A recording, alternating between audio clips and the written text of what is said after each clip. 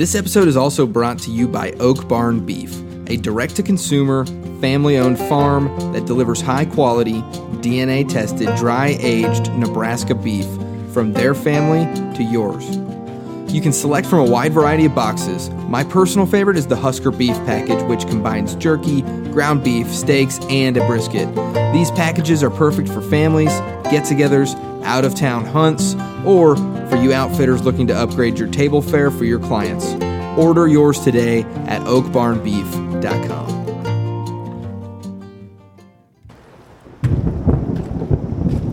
Welcome to the Fowl Front Podcast, a part of the Waypoint Outdoor Collective. I'm your host, Ben Page, and this is your source for hunting, outdoors, and conservation conversations. In an eclectic and sometimes unorganized fashion, I appreciate you coming by. Hey there, Fowl Front. Excited to have on those two new sponsors in SRB Field Rests and Oak Barn Beef, two great companies with great people behind them. And they'll be doing some giveaway action coming up here, but more on that next week. Dudes, ladies, ducks down. It is teal season here in Kansas, and I've got 2 hunts in the book. Speaking of which, if you want a super cool way to keep a log of all of your hunts, head on over to freelancehuntstats.com. You log all your hunts from where you were, what the weather was like, the birds harvested, birds lost, gunning information, and notes about the hunt. And you can go back and you can review all of your statistics, throw some filters on there if you want to see certain data points. Really cool. Anyways, myself, Jordan from the Duck Gun Chronicles, Aiden, aka Golden Boy, who has his own YouTube now in Cherry Creek Outdoors. We all joined Elliot from Freelance Duck Hunting out on the teal opening weekend, where we brought our babies and our wives. They didn't go out in the marsh, but we all stayed in a cabin. It was super cool. Had a couple beers, ate a lot of good food, and just had some really great fellowship, which is what it's all about. We even did a podcast episode out there with the girls, and it was a lot of fun. There weren't nearly as many teal as there were last year, but some groups did really well. Other groups of hunters, I should say. Our Plan B spot, a group out of there shot like a 4 or 5 man limit, and we shot really well where we were. And we had some groups come in on us, but it was mostly onesies and twosies. We spent a lot of time scouting and trying to find concentrated birds, and the first telltale sign of a slow morning was when shooting time arrived and there just wasn't any teal in our spread, which is not common for this area or any of our hunting experience. The first morning, right around shooting light, we had to deal with a bit of a thunderstorm and some rain. And I didn't notice any increased activity prior to the storm, but as the rain was in like full torque, a group of 30 to 45 teal gave us about 3 passes, and they did not put down. They just kept flying. We watched them off in the distance as far as we could through the rain, and it was raining pretty good. After it shut off, though, there was a bit of activity, and then it just kind of shut down. The second day, we had some clear skies, no wind. The birds hit our little pocket that we were hunting. We hunted a different spot pretty early, but they shut down around 8 a.m. So my stats from the Freelance Hunt Stats.com for this season so far, I've got 6 blue-winged teal down. I lost 1 bird. I'm sitting at a 63% shooting average. I had a lot of fun, and I got a leaky set of waders. So that's good. All right, into the meat of this week's episode. A couple weeks back, I attended a Kansas Parks and Wildlife and Tourism public information meeting regarding the season dates and hunter input from waterfowl hunters. This was all at the K-State Alumni Center, and I was fortunate enough to get to talk to several people before, during, and after the meeting. I started the night off by talking with Garrett Trentham from Delta Waterfowl in his truck outside Buffalo Wild Wings. So before dinner, with some local Delta supporting guys, we just kind of had a conversation. So we're going to jump into that conversation to kind of set a frame for the information that you're going to hear later from some of the other guests. Now, if you're thinking that you don't live in Kansas and this doesn't matter, that's not true. That's not true at all. A lot of the same rules and regulations that dictate how we frame our season hold very true to your seasons as well, in one way or more ways. And hopefully your state, if they're not doing these types of meetings already, maybe you can figure out if they are and when the next one is, or if they're not, you can voice your opinion on that. All right, so here's Garrett. I've got Garrett Trantham of Delta Waterfowl. I'm in his truck right now. We're about to go get some wings. And this is you've been to 3 of these so far, right, Garrett? I've been to 2. This will be the 3rd. Yep. So we were just talking about Garrett. What's your title? I'm Regional Director for Delta Waterfowl. So I cover all of Missouri and Kansas and kind of cover all things Delta Waterfowl within my region. And we met at, the Goose Games. The Goose Games in Wichita last year. Yep. That was a good time. It was. That was a lot of fun. It really was. Yeah. So I wasn't out there hunting, but we were just hanging out in the parking lot, drinking some coffee and sticking thermometers into geese. That's right. Yep. So, yeah. Somebody posted this, and I got an email that public hearing was going to happen. Now, is this something that is regulated? So it is, yeah. So every 5 years, states are allowed to rework their seasons and zones. And these seasons and zones fall within a regulation that the U.S. Fish and Wildlife Service, the federal government, allows. So, for instance, here in the Central Flyway, we can have 74 days of waterfowl hunting within the dates of September 1st and now the last day of January. It used to be the last Sunday in January, but that was a recent change. And so what the states do is they generally set these on a 5-year cycle just so it's not confusing and it's not changing every year. And so part of that process is to gather public input from waterfowl hunters. Waterfowl hunter preference is heavily weighted in these decisions because as long as the states stay within these federal frameworks, we're not going to negatively impact these species through hunting. So basically whatever the state decides to do within those federal frameworks is going to have zero impact on waterfowl populations. So at that point it boils down to hunter preference. Do you want the season early? Do you want it late? Do you want it split? Do you want different zones so you can have dates different for different habitat types within the states? And so that's kind of what they're presenting all that info tonight and then gathering hunter input on it. Now, this is your 3rd one that you've attended, this year. What have you kind of seen as like the normal trend? So overall, you've always got a couple guys that kind of have the wild ideas about how they want things. And it's like I've always said, waterfowl hunters especially, we're bad about seeing what we personally see and thinking that that's the case for all waterfowl hunters. And that's just not the case. There's a ton of variation between what the different styles and the different habitats that waterfowl hunters use on a given year, and where you may be primarily a late season field duck hunter, I may be an early season marsh duck hunter, and we may be hunting within the same zone and have a big disagreement on when we want the season to be open, right? And so at these meetings, they gather public input and they try to find a common ground and what the general consensus is for duck hunters in each region.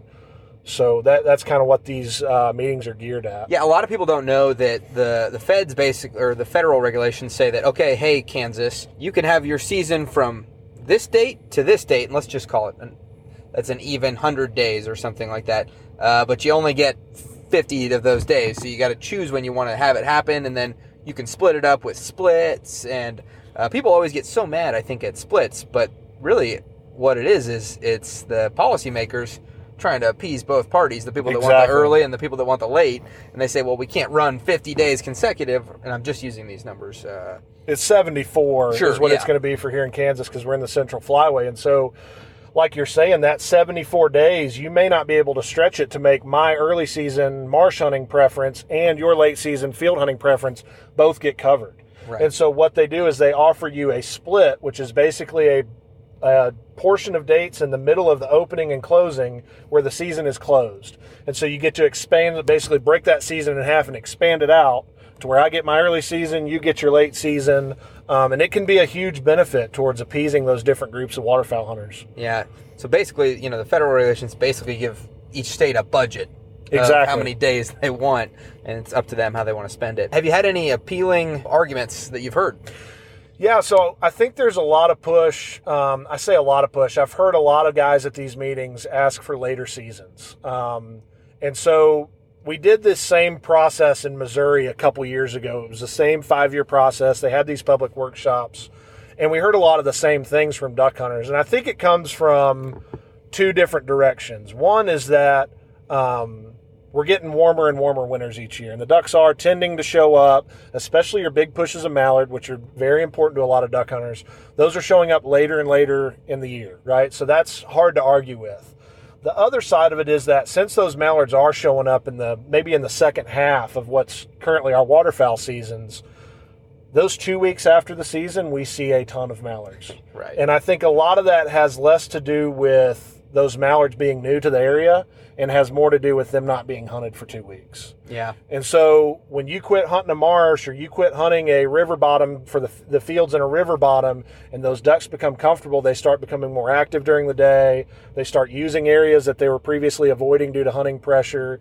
And so there's this anecdotal view that, hey, there's more ducks here. These ducks weren't here before, but they were. They just weren't making themselves present to duck hunters because they were getting shot at every time they would. Yeah, so they're not stupid. Right. They're not geniuses, but they're not stupid. Exactly. You start shooting ducks in the same area every day, they're going to either find other places to use or they're going to start using it at times hunters aren't hunting at night or whenever that may be. So they're extremely adaptable. And so that's something that I think a lot of hunters should consider when they're pushing for those later seasons is that you may run into the same issue where you move it back 2 weeks and then the 2 weeks after that are when you see most of your mallards again. Right. So that being said, again, it should boil down to what the hunters want. If the hunters are under consensus that they want a later season, I think that should definitely be considered. And it's also important to note that the wildlife biologists that are running these meetings, they make an advisement to the Kansas Department of Wildlife Parks and Tourism Commission, but the commission gets to decide how to set these seasons.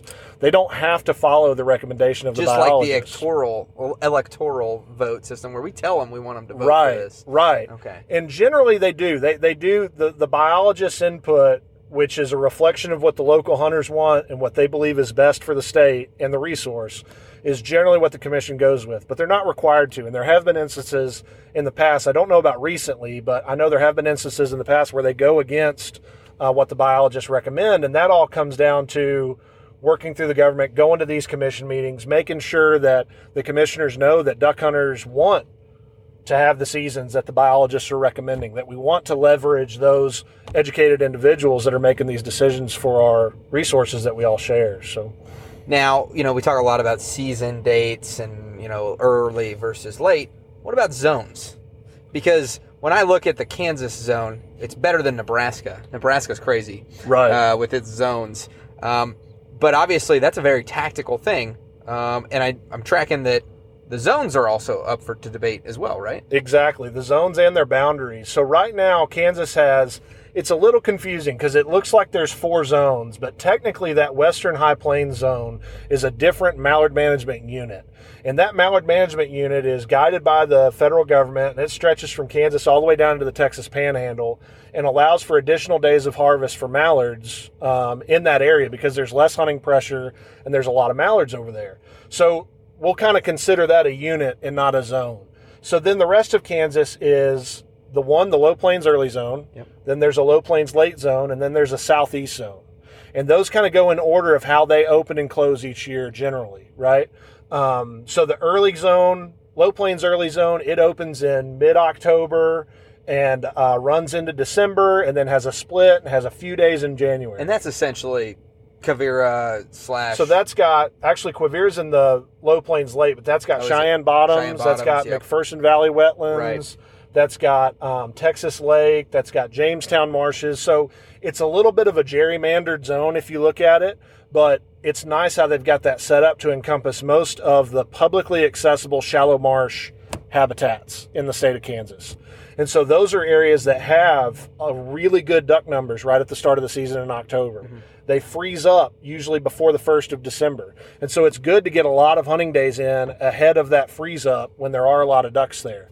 Now you move out of that into the Low Plains late zone and you've got a lot more river bottoms, large reservoirs, ag fields. And so those areas tend to get peak bird numbers a little bit later in the season when we start to see freeze up. They start to get concentrated over water and they start dry feeding. Now, that being said, on the back ends of all those reservoirs and even along some of those rivers, you still have some of that shallow marsh habitat that's publicly accessible. And so that Low Plains late zone is one of the more contested zones because you do have a lot of friction between the guys that like hunting out of layout boats in the marshes, and the guys that like hunting out of enclosed trailers and field hunting for birds late in the season. And so it's very tough for them to get that zone. And that's where we're physically at right now. It is. We're in that spot. Yep. And so it'll be interesting. When we were in Wichita, we were in the Low Plains late zone as well, and it was a much more, I wouldn't say a heated debate, but there was a lot more variance in opinions than there was at Great Bend, which was in the Low Plains early zone. Yeah. So it'll be interesting to see what the hunters have to say tonight. And this Low Plains late zone, that's where a lot of guys are really pushing to potentially move that season back. Yeah. And then the southeast zone, it's a more late season oriented. Most of your duck hunting in that area is going to be, your peak bird numbers are going to occur in January. And so they've got it set up to start late and run until the end of the season, which is what a lot of hunters like over there. And so there's not been much argument that I've personally heard from hunters in that area. It'll be interesting. They've got a meeting in Pittsburgh later this week. It'll be interesting to see what the hunters have to say there. But now, being the regional director, yeah, of Delta, why is it important that you're here at these things? So my biggest thing when I come to these meetings is, one, I want to get duck hunters there. So I invite local volunteers. I invite anybody I know in the community to try to come and get their buddies to come to these meetings, because I know it's important for the public's voice to be heard in these decisions. Delta Waterfowl is not going to advise or make decisions. We put full faith into the state of Kansas to set their own seasons and bag limits and do their job, but I think it's important for me personally to kind of keep a pulse on what's going on, to hear what different hunters have to say, to network with different duck hunters, and to try to, like I said, try to get as many people to these meetings as we can. Yeah. Is it pretty difficult going from managing in Missouri to Kansas? It's I feel like it's almost rich dad, poor dad when it comes to conservation funding between Missouri and Kansas. It is a little bit. So Missouri gets a lot more monetary funding from their state. They have a sales tax that goes towards the Department of Conservation. Kansas doesn't have that luxury. We'd love to see that happen, but I'm not sure if it will. That being said, Missouri is able to really manage their areas down to a T. But that being said, this year with the floods, we've suffered the same type of flooding that you guys have out in Kansas, and a lot of our areas are kind of back to square one with blown levees, big mud flats still to this day. We're not going to have a ton of food on those areas, and at the end of the day, there's nothing you can do about that. If Mother Nature's going to flood you out, she's going to flood you out, and no amount of money is going to stop that Missouri River from getting onto your property. So on a year like this, the playing field is much more level. In terms of what we're talking about tonight with seasons and bag limits, Missouri only gets 60 days to work with. And so you hear a lot, there's a lot of guys that complain about where the dates should be. And at those meetings that I attended in Missouri a couple years ago, if we could have given the opportunity to get another 14 days on the season, everybody at those meetings would have been happy. I didn't realize Kansas gets 2 more weeks. Right, yeah. Missouri does. So those Missouri, it would have fixed all the qualms at all those meetings if you could have given them 2 more weeks. Then you come over to Kansas and they've got the same attitude the Missouri hunters did. So I'm convinced if they let us hunt from September 1st to the beginning of March, we'd still be asking for a couple more weeks, and can we change it just a little bit? So our wives would be there. Actually, we probably wouldn't have wives. Exactly. Yeah. But yeah, awesome. Now, hey, where do you need some help as far as your chapters that you manage right now? So the biggest thing we need Delta Waterfowl needs dedicated, passionate waterfowlers within their communities to step up and help us start chapters. Those chapters get to host annual fundraisers, and those funds go towards not only Delta's programmatic work of duck production, hunter advocacy, R3, recruitment, retention, and reactivation of hunters, and habitat work up on the breeding grounds, but those chapters also get to keep a portion of their money that they raise locally to spend on whatever they see they need in their own community that aligns with Delta's mission of producing ducks and securing the future of waterfowl hunting. So right now we've only got 1 chapter in the state of Kansas, and that's down in Wichita. So we're actually going to jump out of here and run over to B-Dubs and have wings and beer with a couple prospective volunteers here in the Manhattan area. But we'd love to get chapters going in Topeka, Lawrence, El Dorado, literally any town, Great Bend, any town in the state of Kansas. If you can get a group of guys together that are passionate waterfowl hunters that want to leave a legacy in their community for ducks and duck hunters, please reach out to me. Hit me up on Facebook, call me, email me. My contact info is at deltawaterfowl.org, and I'd be happy to sit down and talk with you about it. Awesome. Yeah. And Delta is great. It's the Waterfowl Hunters organization, and I'm super excited to head to this meeting with you. And let's go get some wings and have a beer and talk to some Delta folks, huh? Awesome. Yeah, I appreciate you having me. All right. Thanks, Garrett. I thought that was a really helpful and informative topic. And if you're in the Manhattan, Kansas area, or in Kansas in general, Garrett's looking for a couple dudes to help him out here. So if you're interested, you can get a hold of him. He's on Facebook, Instagram. You can reach out to him on there, or you can just find him through the Delta Waterfowl website. All right, next up, I talked to Tom Bedrowski, the Migratory Bird Program Manager here in Kansas, right before he gave the actual presentation. Now, Tom is a really smart guy, and as I began talking with him, I started to understand how much the man actually cares about the birds, about habitat, about the programs and the hunters that his program covers. He's a soft-spoken, intelligent man who's extremely well-versed and knowledgeable, but throughout our talk and his presentation, I saw the kindness and the passion that he brings to his position, and I think it's extremely important to highlight that about this meeting. But with no further ado, let's get into this conversation, and I'll give you my thoughts on the meeting afterwards. Also, I lost a snippet of the beginning portion of this interview because I'm dumb. But here is Tom Bedrowski talking about the process in which your hunting season is built here in Kansas and why we're all gathered here at the K-State Alumni Center to talk about it. Polarization and what hunters hunt, so we try to satisfy all the needs, and we're pretty fortunate with our current federal frameworks being in the liberal package that we're able to satisfy them, and it would become even more so important if we ever have to restrict back to 39 days like we had in the late 80s, early 90s. So the next step after this meeting is we'll have a large mail survey going out to hunters and as well as internet-based survey that will go out and looking at kind of refining what we hear from these meetings. Like, okay, we heard for this zone or that zone, a particular tweak they would like to see. We would take that back out to the larger things. We usually find the more passionate people that come to these meetings. And then but we want the broad range of all hunters from the casual to, the more hardcore hunters that get that. And that's what the social surveys provide. From that, we'll go and draft staff recommendations, and we'll present them to the KBDWPT Commission, which has the final say on there. And then it also will be, in front of the commission 4 times. So there's a lot of opportunity for the hunters to provide comment in this period for this. And you have to do this every 5 years, correct? Well, this is every 5 years we can re-examine them from the federal framework's perspective to change them. So it's something that said it's not a mandated thing, but it's something. It's a good time to review of where we've been and where we want to go with harvest regulation in the state. Sure, and this is your 3rd out of 5 or 6. So this is number 4 out of 6 meetings. We were at Hayes last Monday. Fairly small turnout there. Great Bend, a larger turnout. And then we were in Wichita last Wednesday. Tonight we'll be in Manhattan, then down in Pittsburgh and Southeast Kansas tomorrow, and then on Wednesday wrapping up in Kansas City. We targeted these areas for a couple of reasons. One, it's the best way to reach the majority of our hunters. So if you looked at our distribution of the hunting community based off of their duck stamp sales, this is where we could target number of hunters. And also this is also where we might find maybe some contentious issues. Kind of all those areas are there are unique opportunities for them that may be different across the state. Hayes was a little bit more because that kind of represented Western Kansas. Great Bend for those that are hunting Cheyenne Bottoms, Corvera, and some of those areas. Wichita, of course, being with a large hunter population there, we wanted to target there. But some of the kind of South Central here in the Northeast, and then the Southeast, is kind of been as the new zone, and we're still trying to figure things out there from the hunters there.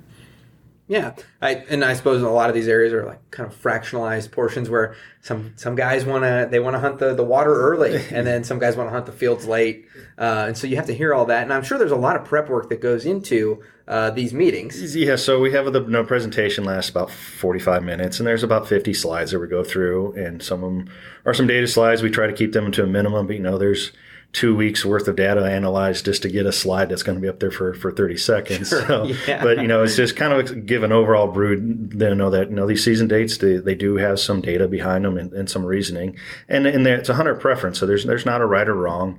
And, we're a pretty diverse state here in Kansas where we have birds that move through beginning of August and then, don't come here to January. So it also provides a lot of opportunities. You think about, we have about 27 different duck species in the state, different life strategies, habitat needs. And then you think about the hunters that target them, those that like to target early species in some shallow marshes versus those that like to late season hunt on agricultural areas. So it is the two extremes, and we try to satisfy as many hunters as we can across the state. Yeah, excellent. And so, what have you identified any issues up to this point? You said, okay, hypothesis proven already. It's with the scoping meetings where we're here to hear ideas and boil it down. With a lot of more ardent hunters, they like more season dates, and then or more vocal hunters, and then you get a lot of guys that will come up and say, I really like things with where they are, don't change anything. So, really hard to see, as of now, any definite patterns. It's not a vote or polls. This is a scoping meeting at the beginning of the meeting, tell them that we're not reaching any agreements tonight. We're here to hear from you, the hunters, because the seasons are set for you guys. So it's more important to. It's kind of telling you which road to start kind of looking down. Exactly. Like, okay, hey, we got a lot of people talking about this or that. Yeah, and one thing with our surveys, we're seeing response rate to go down. So we're trying to make our, the surveys that'll be going out to the larger hunting community this fall, trying to target them to make them more focused, easier to take, and get better results from them and better responses. What do you need from Kansas hunters? So, and one of the things that's kind of a little bit of pet peeve of mine is, since these are season dates and preference things, that the hunter has a large impact on them. They might think, well, the game department has their mind made up before they even come to a meeting, and that's definitely not true. We want to hear from the hunters, and we're going to follow the data of not only what the birds and harvest is, but what they're telling us on our surveys and through these public meetings. So there's a lot of opportunities to provide input. I'm always love hearing from hunters and hearing what their reports from the field. So my email and phone line's always open to them.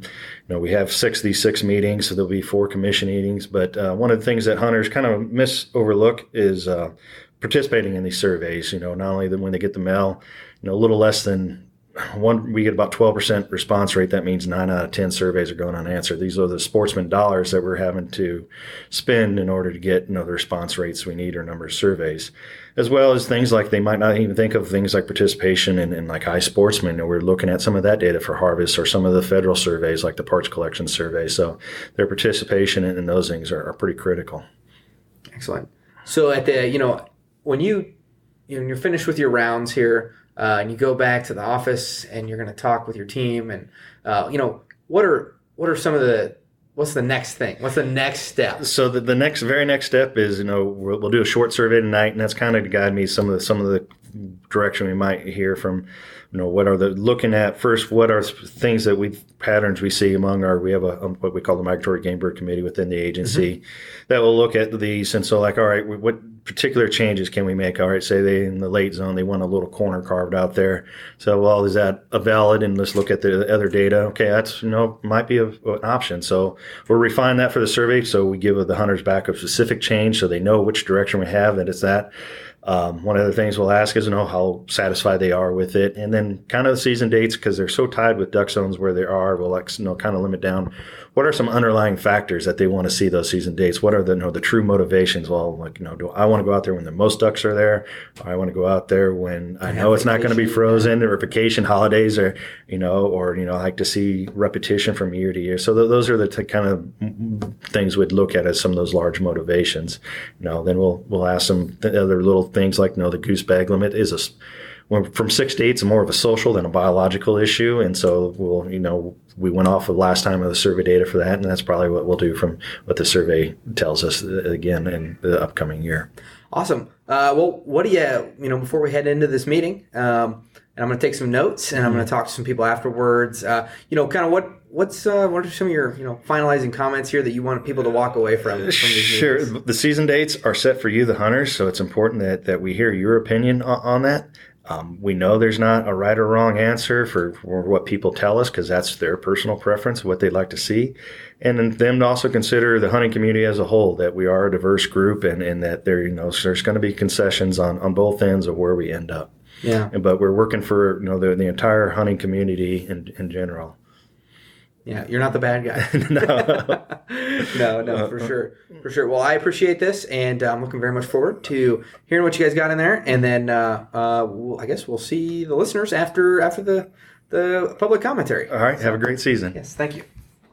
All right, that was Tom Bedrowski, and as I exited that interview, I entered the room after talking with Tom, and I took my seat at the back of the small but packed room. I counted about 55 people there, and some people were even leaning in from the hallway. There were scientists, conservation organization personnel, law enforcement agents, farmers, game wardens, college kids, business owners. We had weekend hunters there. We had guides there. Kids, men, women, all in business casual, cutoffs, flip-flops, boots. I even saw a couple college kids with some mullets. And then there was crew cuts. Everyone there, everyone was present, and it was awesome. So several notes about the meeting. We talked a lot.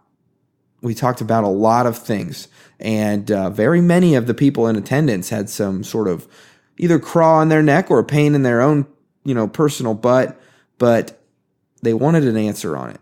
And even more than that, a lot of them really did bring it up in a respectful note. But like many have said, we really are bad as hunters, and just assuming that what we experience in the season is the truth for everyone, and it's really just a small sliver or cut of the whole truth. That doesn't make our opinions any less valid. The slideshow that they presented and talked about, which started with a history of hunting in Kansas, was about 50 slides long, I believe, and each one got about 30 seconds to a minute on each slide. And what's funny is that, after talking to Tom and then subsequently Richard, each one of those slides takes about 2 weeks to build and collect the data and do the analysis to present it. And we just get, the 30-second to 1 minute. And so there's a lot of information, and analysis that goes into that, the presentation of the information. So I just had this overwhelming sort of frustration whenever someone would speak up in a manner that I thought was aggressive or subjective, and I just watched Tom and Rich's face, and they would just acknowledge very respectfully and then answer in a thoughtful, educational, and understanding manner. That's why they're there. They want to hear from us as hunters, even though we might not be the most well-versed or spoken about these things. It's why they're doing this. One trend that I saw is that many hunters pushed for certain changes that would make regulations or zones a bit more complicated because it would maximize the hunting opportunity and experience that they saw that there was a deficit in. But then it's brought out, hey, waterfowl regulations are already super complicated, and it really hurts recruitment and access when we complicate them even more. So you just got to remember there's a budget of complexity there as well, which is a certain factor that I don't think a lot of us think about. We say, hey, I wish we had this, that. And how does that get turned into actual regulation? And if someone new is stepping up on this, okay, why? Okay, I can hunt this county for this portion of the time, but I can't hunt that county. It can really hurt, I think, recruitment and retention when we get too complex. All right, so if you want to help yourself out and other hunters and our way of life out, fill out your surveys, is what I got out of this. So 9 out of 10 of these things goes unanswered, and they need the data to help them do their jobs effectively for you. Plus, it costs money to put these things out, and if you ignore a survey or you don't volunteer or you don't use your iSportsman, you're wasting money. That could be used on more or better research or habitat development, whatever. So fill out your iSportsman, your hunter information program data, and the hunter preference surveys. Just show up to all these meetings. Don't be a part of the silent majority. So another point that I wanted to get back to. There's always that guy in these meetings. And he was present, of course, as he is throughout the country, I'm certain. Listen, we accept our own experiences as truth, and we validate those experiences because we're partial to them.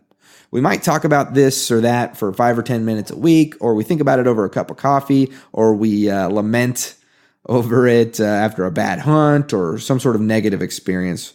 The guys presenting this information live with the data, and they take the time to understand the raw information out there that we are providing them with and doing some serious digging into it. The most rambunctious or almost combative questions, of course, came from a guy, and I was actually surprised, an older guy wearing a flat bill hat and I think ran a guide service. I don't know. It took a lot for me to not say more on this, but everyone there just kind of nodded in understandment. And they did their best to explain the possibility or impossibility of the proposals that this person or these people brought up. And I really gained a lot of respect for Tom and Rich, his partner there at the Migratory Bird Program, and waterfowl biologist Rich Schultes, who helped field the questions during the presentation. Now, before we get into my interview with Rich, I just want to cover a couple more of my interpretations or reactions to some of the themes and or topics brought up during the meeting. There was a lot of talk about wood ducks being able to be harvested during teal season, and I learned that if we were to do that, it would actually count towards the total amount of days that we're consuming for our big duck days at the end of the season. So if there's something that needs to be changed, it's at a federal framework level, and that's quite difficult to do. So just understand that when you begin developing how you think or you feel about that, or when you're approaching somebody about that. So yeah, I still think it's a valid thing that maybe we need to do personally. But as far as retention and recruitment goes, but that's not on me. You tell me how you feel about it. Another thing that was extremely interesting for me, and I hadn't really thought about it too much, but how do we give birds refuge, so that we don't just push them down the flyway as fast as possible? They really shine some light on it for me in a way that I hadn't thought about it before, in that we can give up refuge, or we can give refuge to these birds in several manners. And one of those is refuge in time, which is like splits or not being able to hunt after a certain time or on certain days, etc. And then the other one is refuge in space, or places that are completely unhuntable, to give the birds a safe place where they're not being shot at, which will keep them around and help them do a little bit better down the flyway. So how we do that directly ties to access. So as you begin to develop your opinions on how you feel about access and refuge, just weigh the costs. Is it better to say that we can't hunt somewhere, or that we can't hunt at some time? It will be different for everyone, because some people work nights, some people do this thing, some people live really far away from public habitat, but they have the refuge that's right there. We have to balance refuge with opportunity, which is critical for recruitment and retention, because we can't have duck hunters without ducks, and we can't have ducks without duck hunters. So that's kind of an interesting thing, I thought.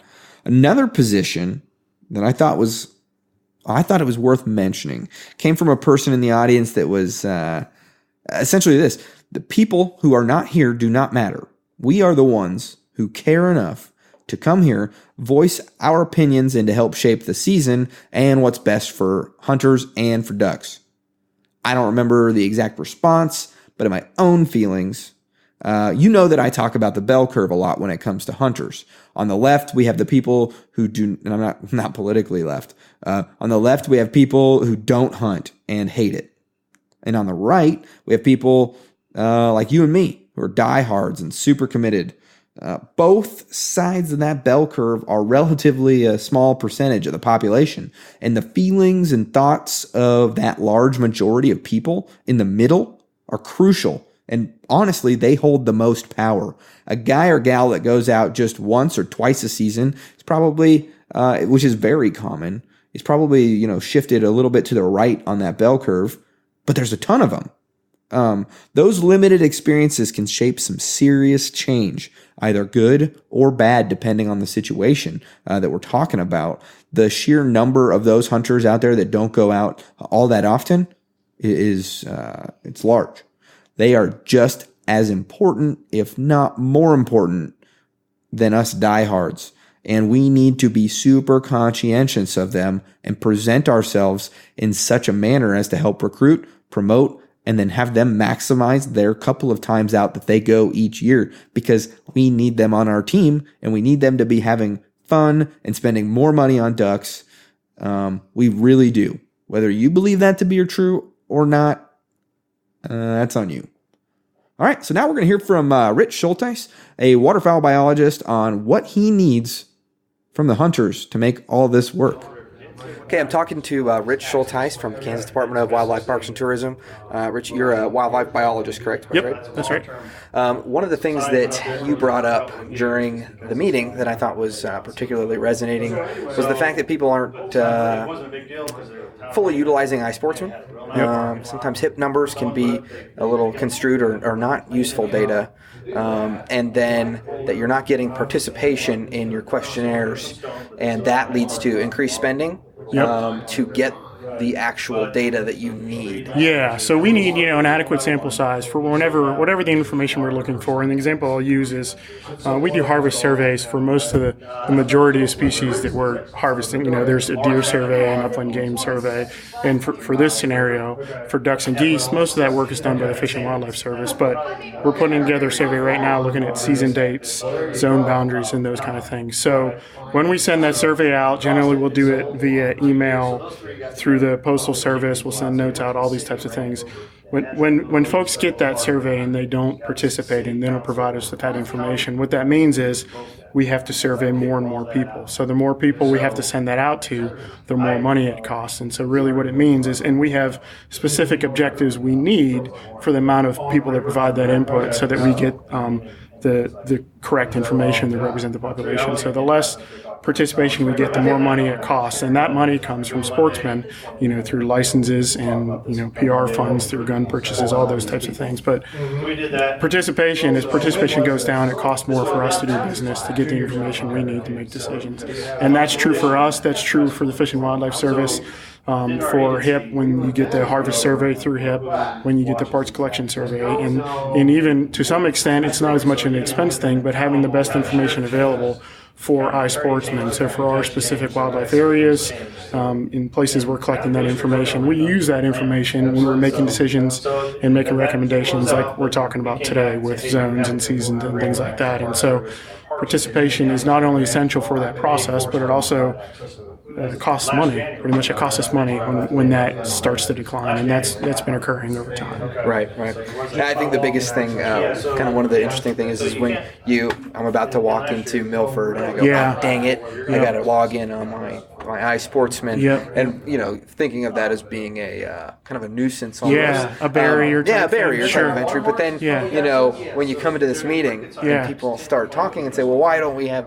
Where's your data point on this? Where's That's your right. data point on that? Yeah. And then you look at the face of the guy that's like, oh man, fill out your iSportsman, and you think to yourself, okay. There's some value to that, and understandably, anytime there's any kind of additional step or implement to go hunting, that's not ideal. But there are times, and I think the motto they have for is you can't measure or you don't monitor or something along those lines. And so pretty much if we don't have that data, when it's time to make a decision, what are we going to do? So that's why the thing is in place, to try and get an idea of what's going on in the landscape. And so recognizing it can be difficult, we try and make it as simple as possible and as straightforward as possible, but it's still going to always be somewhat of a step to get some of that information, and we're just trying to make it as easy as possible but still get what we need to do our jobs so that we can make it as ideal scenario management as possible. Yeah, and the last thing I just want to leave you with is you guys spend 5 days a week, sometimes 7 days a week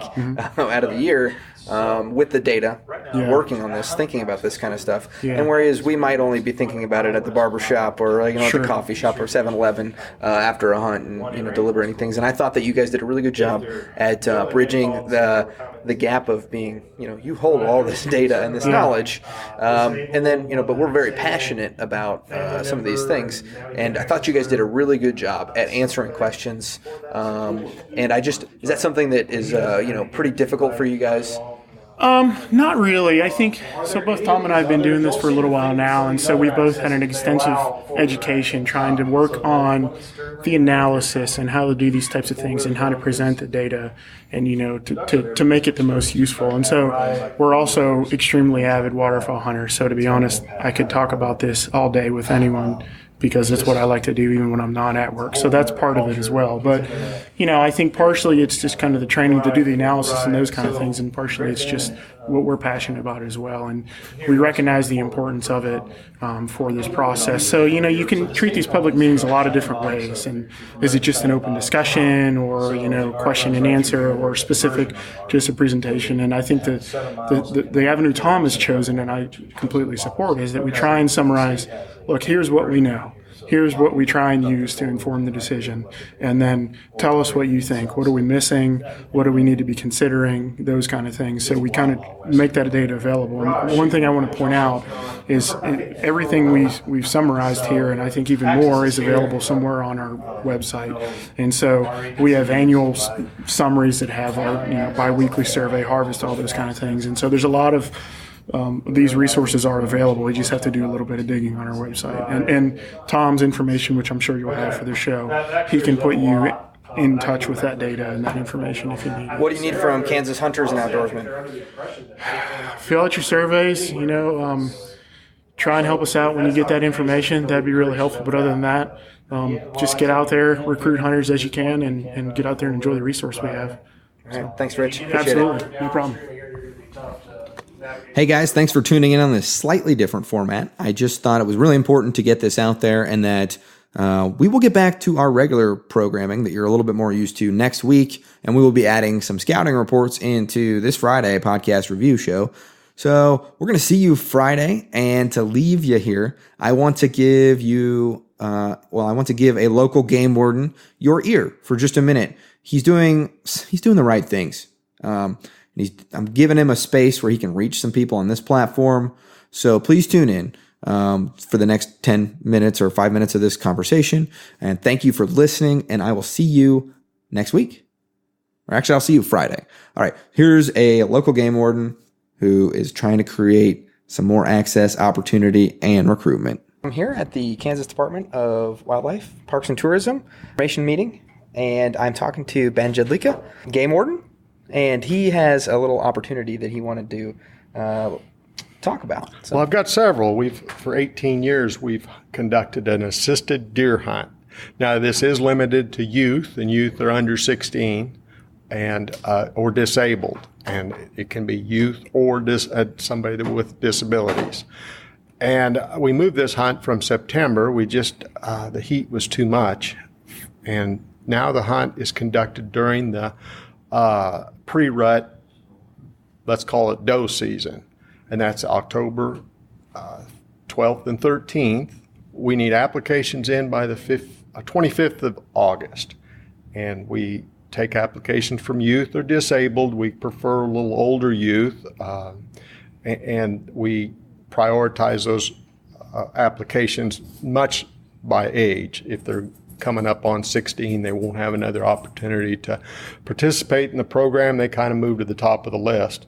But we're looking for hunters. Last year we had 18 hunters, and we dropped 11 deer, and we've got plenty of deer. So who are these kids and these youths and the disabled? Who are they hunting with? Well, we've got guides and we've got places. In order to keep this program going, right now we need hunters by the 25th of August. It takes hunters, it takes guides, and it takes places to hunt. So we get some churn in. Of course, after a hunter's successful, they're not back the next year, so we need new hunters. We have guides that somewhat churn in and out of the program, and we have places that somewhat churn in and out of the program. But we provide everything, and we have 2 days of hunting. It'll be Saturday morning and afternoon, or morning and evening, and Sunday morning and evening. And the processing is included by donating lockers. Awesome. And this is all just around the Manhattan area. Yeah, Tuttle we're Creek? kind of call it the Tuttle Creek area assisted deer hunt. is Not to kind of say the that maybe title. somebody from Oh, we've had people from Wichita, from DeSoto, Lawrence. There's people that have come in from a long way off. so hunters, guides, and landowners. Spots. And Yeah, spots, landowners, yeah. and we sure appreciate those landowners that are gracious enough to allow us to use their property for a couple days. Awesome.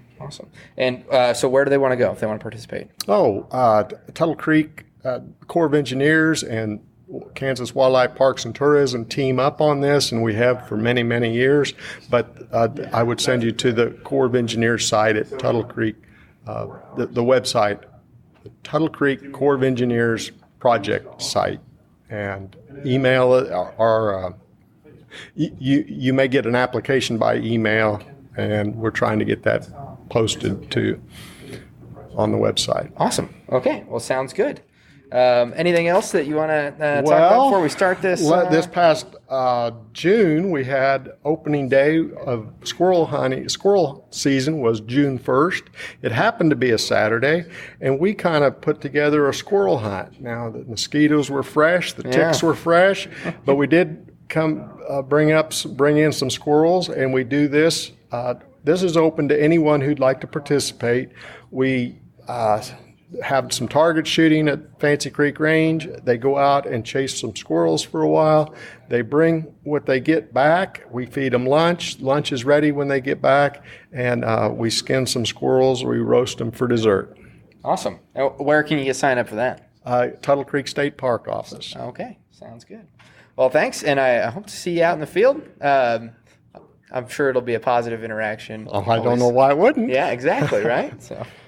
Fancy Creek Range also has a Women on Target program, and that's September 14th. They need to sign up. That's for women only, and they need to sign up ahead of time for that.